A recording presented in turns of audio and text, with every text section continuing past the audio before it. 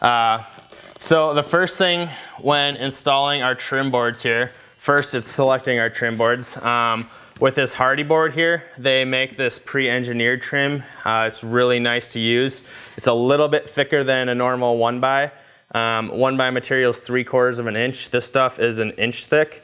And that's really gonna help whenever we place this against our wall and we have our siding lapped up.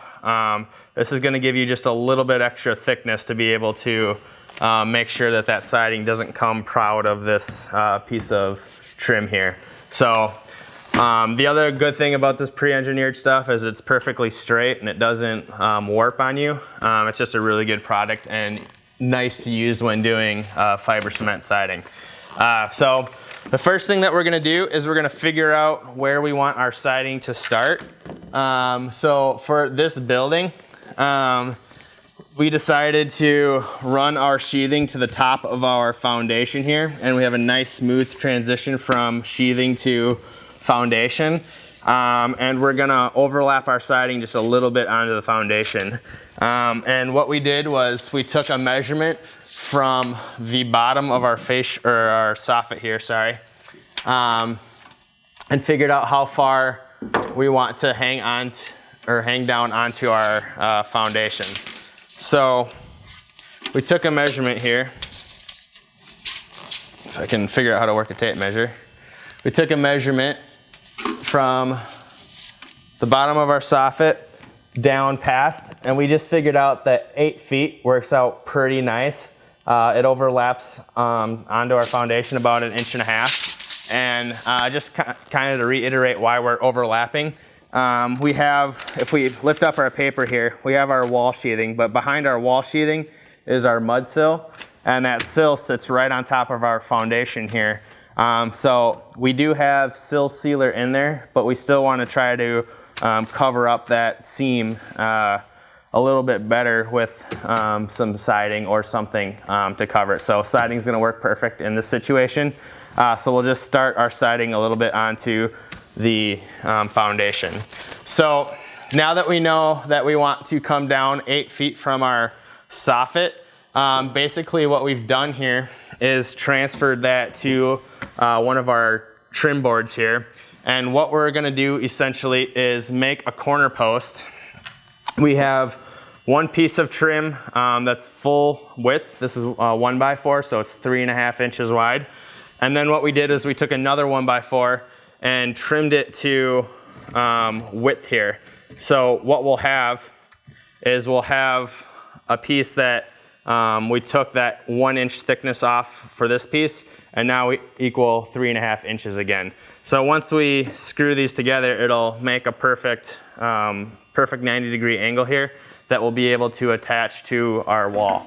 One thing to note, this stuff, this pre-engineered trim here, along with our Hardie board siding, this is just a primer coat. So this wood isn't treated, and it's recommended whenever you make any cuts into this wood that you go ahead and spray it with some primer again. So I actually have a spray can of spray primer. It's kind of close to this color, but don't worry, it doesn't have to be a perfect match because we're gonna go ahead and paint this later. But they do make color match primers and paints if you do decide to get a pre-finished siding or trim. You can go ahead and just pick up those paints at the store whenever you buy your trim. But for our case, I just bought a can that was close to the color and sprayed each cut. So we have our side piece here. This piece is really easy to cut. You just take that inch off or whatever the thickness of your trim is to match this width. And then for our side cut here, all we did is we cut it to that 8-foot length because we wanted to stick down past our seam down here, and this piece is ready to go. This other piece here is a little bit trickier to cut because we want it to overlap onto our side piece here, but we also want it to run up along our soffit box and then begin to move up our fly rafter line here along our soffit. So to do this cut, I'll just kind of explain it. It's a pretty straightforward cut. what we did was we measured from the bottom, our factory edge of our trim piece here. We came up and measured 8 foot. That's this mark right here. And that's the same height as our soffit up there. Then we came in the thickness of our trim board, which is that 1 inch. And then we measured from the bottom of our soffit here. So from right here to where we begin our ascent up our gable here. And that was 5.5 inches.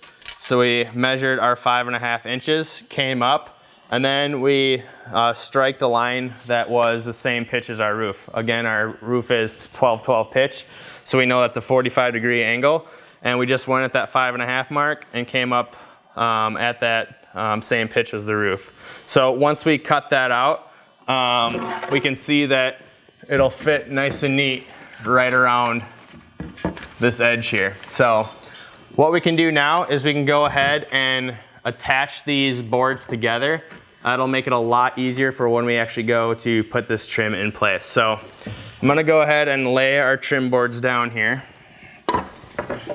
And again, it's important if you cut that piece of wood to make sure that you go ahead and already spray it with some primer, which I did. I'm gonna grab my screw gun here, some screws, and what I'm gonna use here, these guys are finished screws. They're kind of expensive, but they're well worth the purchase. They're a very skinny screw. They have a star head to them, but they also have a very skinny head. So it's basically like a finish nail with threads, and you can go ahead and screw it in. But they work really, really nicely. They pull everything nice and tight together, and you have no gaps. So it's a lot easier than trying to sit here with a hammer and nail to get these together. So what I'm gonna do is I'm gonna go ahead and match these up, and I'm gonna start at the top here because we have a finished edge which is gonna show against something, so we really want to get these nice and neat. So we'll line these up, and then we're gonna start a screw here right in the middle of the width of that board and screw these two together.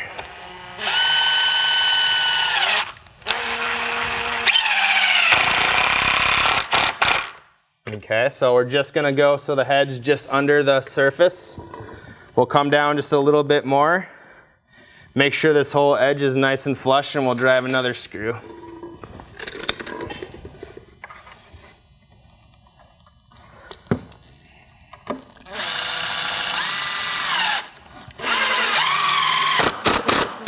Okay, and keep moving on down the line here.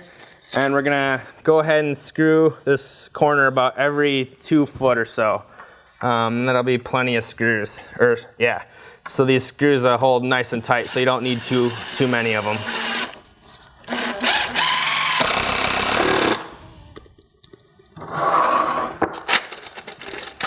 Two more screws here. So the reason why you start at top and keep moving on down the line here.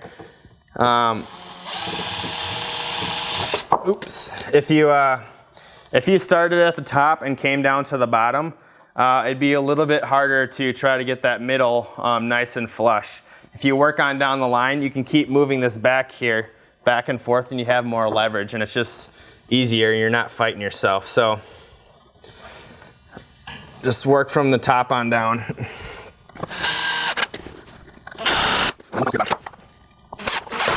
So if you look at our edge here, those screws pulled that nice and tight, and we're ready to install this corner piece. So what we're gonna do is we're gonna grab a few screws here. We can take this corner now and lift it into place. And since they're already attached for us, all we have to do is slide it into place here and just make sure we're sitting nice and square on the corner. So sitting nice and tight, looks pretty square. So we can go ahead and screw it into place.